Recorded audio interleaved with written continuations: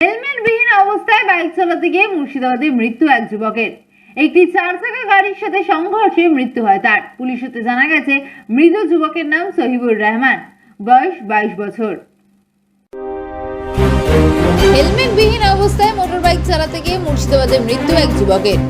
দৌলতাবাদ এলাকার 14 মাইল মোড়ে ইটভাটার সামনে 11 নম্বর রাজ্য সড়কে সকাল 7টায় মোটরবাইকে করে ইসলামপুরের দিকে যাওয়ার পথে উল্টো দিক থেকে একটি 4 চাকা গাড়ির সাথে মুখোমুখি সংঘর্ষ হয় বাইকের।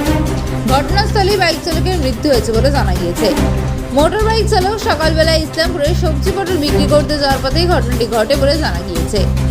ঘটনাস্থলে দৌলতাবাদ থানার পুলিশ পৌঁছায় এবং পুলিশ সূত্রে জানা গেছে, মৃত ব্যক্তির নাম সাহিবুর রহমান ওরফে সুমন, বয়স 22 বছর। পিতা জামাত আলী এবং বাড়ি দৌলতাবাদের ঘাসিপুর এলাকায়। মৃতদেহ ময়নাতদন্তের উদ্দেশ্যে বহরমপুর মেডিকেল কলেজ এবং হাসপাতালে পাঠানো হয় এবং মোটরবাইক থানায় নিয়ে আসা হয়। ঘাতক গাড়ি সহ গাড়ির চালক এখন পলাতক রয়েছেন। সকালবেলায় জমিতে গিয়ে পটল তোলেন এবং সেই পটল নিয়ে ইসলামপুর হাটে বিক্রি করতে যায়। হাটে যাওয়ার আগেই নওদাপাড়া 14 মাইল বলে একটা জায়গায় ভাটার পার্শ্বে দিয়ে যাচ্ছিলেন।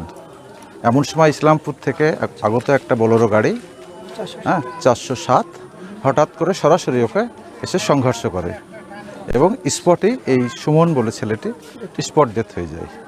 দৌলতাবাদ থানার বড়বাবু জানতে পারেন এবং স্পটে যান। স্পটে গিয়ে দেখেন যে স্পট ডেথ।